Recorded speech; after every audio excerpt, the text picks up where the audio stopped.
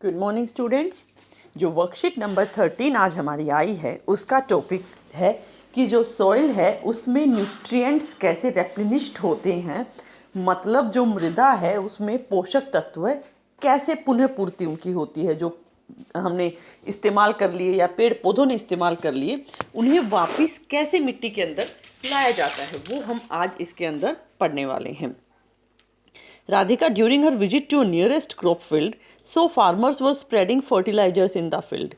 She saw the same in the garden where gardeners were using manure in lawn and in pots. She wondered why they are doing so. मतलब जो राधिका एक बार अपने निकट के ही किसी खेतों में घूमने गई तो वहाँ उसने देखा कि जो किसान हैं वो क्या कर रहे थे, खेत में खाद डाल रहे थे, खाद फैला रहे थे। और बगीचे में भी माली को उसने ऐसा ही करते हुए देखा, खाद या उर्वरक मिलाते हुए। तो उसने सोचा कि ये लोग क्यों कर रहे हैं मिट्टी के अंदर, तो वो ऐसा क्यों कर रहे थे, क्योंकि उस मिट्टी का जो पोषक तत्व थे, जो न्यूट्रिएंट्स थे, वो खत्म हो गए थे और उन्हें वापस प्राप्त करने के लिए बाहर से कुछ न्यूट्रिएंट्स को डालना पड़ता है।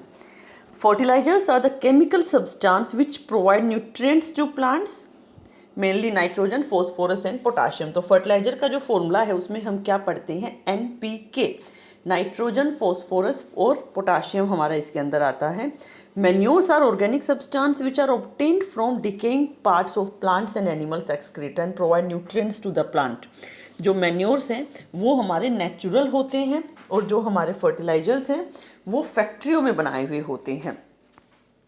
तो जो उर्वरक हैं वो रासायनिक पदार्थ हैं जो पौधों को पोषक तत्व प्रदान करते हैं और उसमें ज़्यादातर क्या होता है, नाइट्रोजन, फॉस्फोरस और पोटाशियम होता है। और खाद जैविक होते हैं, मतलब जो मैन्योर्स है वो पेड़ पौधों से बने हुए होते हैं, इसीलिए हमारे सॉइल को ज़्यादा नुकसान नहीं करते हैं। गाय सूखे हुए पौधों से, सब्जी के छिलकों से, गाय के गोबर से ये हमें मिलता है और ये हमारे पौधों को पोषक तत्व प्रदान करते हैं।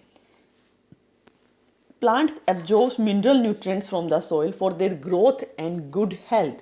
जो प्लांट्स हैं वो मिनरल्स एब्जॉर्ब करते हैं मिट्टी से ताकि वो ग्रो कर सके। आपने देखा भी है कि जो फोटोसिंथेसिस प्रोसेस है उसमें क्या होता है, प्लांट्स मिट्टी से पानी के साथ साथ कुछ खनिज और लवण भी, मतलब आपके जो न्यूट्रिएंट्स हैं वो भी लेते हैं। Fertilisers and manures contain plant nutrients such as nitrogen, potassium, phosphorus. वो ऊपर वाली लाइन फिर से रिपीट हो गई है हमारी। इनके अंदर जो न्यूट्रिएंट्स होते हैं वो मेनली नाइट्रोजन, फॉस्फोरस और पोटाशियम के होते हैं। These nutrients can need to be added from time to enrich the soil. Among all nutrients plant require nitrogen in the large amount. सबसे ज़्यादा जो है ये हमें क्या चाहिए होता है, नाइट्रोजन चाहिए होता है। दो nitrogen is in plenty of air, बहुत सारा है हमारी एयर में, 78% है, बट फिर भी प्लांट्स उसे यूज नहीं कर सकते हैं। उनको सोल्यूबल फॉर्म में नाइट्रोजन चाहिए होता है जो मिट्टी में वो घुल जाए और वो उनको पानी के साथ उसको एब्जॉर्ब कर सकें। पादप अपनी वृद्धि के लिए अच्छे स्वास्थ्य के लिए क्या करते हैं, मिट्टी से खनिज पदार्थ लेते हैं और शोषित करते हैं, जिसके कारण मिट्टी में धीरे धीरे उनकी कमी हो जाती है।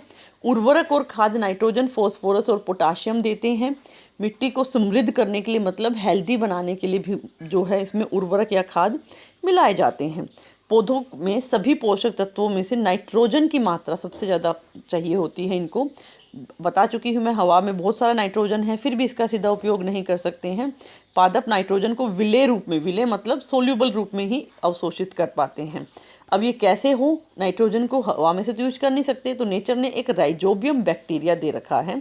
The bacteria called rhizobium which lives in the roots of, last में हम पढ़ेंगे, roots of gram, peas, moong, beans and other legumes can take atmospheric nitrogen and convert it into soluble form.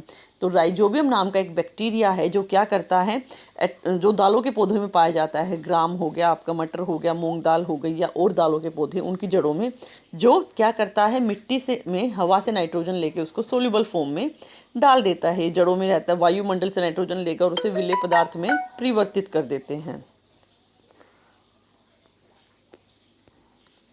Most of the pulses are obtained from leguminous plant. जो भी दालें हैं ज़्यादातर हमारी leguminous plant से ही हम ऑब्टेन करते हैं। Rhizobium can not make its own food, खुद का खाना नहीं बना सकता, वो प्लांट्स को फूड और शेल्टर देता है दूसरे बैक्टीरियाज को, इसीलिए इसको बोलते हैं सिम्बायोटिक रिलेशनशिप, जिसमें दोनों को फ़ायदा होता है। हमने ये पहले भी पढ़ी हुई है आपकी, जिसमें हमने क्या देखा था, सहजीवी जिसे हमने बोला था। सेम वैसे ही यहाँ पर लाइकन का जो हम देखा था, यहाँ पर किसका एग्जाम्पल देख रहे हैं हम, राइजोबियम और बैक्टीरिया का देख रहे हैं। Symbiotic relationship, the relationship between two organisms in which both get mutual benefit, ऐसी रिलेशनशिप जिसमें दोनों को फ़ायदा हो, उसे सहजीवी कहते हैं। सहजीवी मतलब दो जीवों का मध्यम संबंध, जिसमें दोनों जीव आवास और पोषण के लिए परस्पर लाभान्वित होते हैं, दोनों का अपना फ़ायदा होता है म्यूचुअल, जिससे ये बेनिफिट करते हैं। चलिए, उर्वरक और खाद के बीच में एक अंतर लिखना है हमें, वो हम लिख देंगे। यहाँ पर डेफिनेशन हमें दी गई है, उसमें से हम लिख देंगे, ये रहा उर्वरक और ये रहा खाद। प्रश्न नंबर 1 यहाँ पर करेंगे। पादपों के लिए 3 आवश्यक तत्व कौन कौन से हैं, मैं अंडरलाइन कर रही हूँ, नाइट्रोजन, फॉस्फोरस और पोटाशियम, में गोला लगा दिया है। ये सेकंड का आंसर है आपका। सहजीवी संबंध से आप क्या समझते हैं, ये रहा सहजीवी संबंध, थर्ड का आंसर।